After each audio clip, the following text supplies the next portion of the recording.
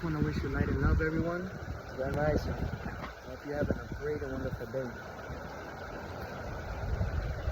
It's so important to spend time with nature. Like, I can't stress it enough of how important it is to be with nature.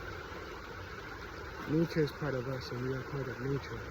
For we are all part of the one creation. Taking the time and connecting with nature helps you come to self-realization, helps you, just gives you some love and enjoyment, you know? And it's important that you give yourself that, because you matter. No matter what, you matter. No matter what people might think of you, you matter. And it's important to think about yourself too, and giving yourself love. It's good to give love to other people. It's good to show support to other people, but sometimes you can burn out your energy a lot because we think that that's what we're supposed to do. But we never give that same energy to ourselves. Give yourself that. Love yourself. Make yourself joyful. You know? Entertain yourself with nature.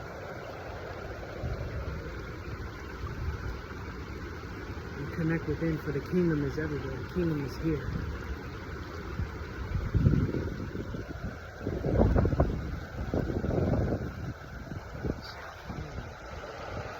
Connect within. Enjoy yourself.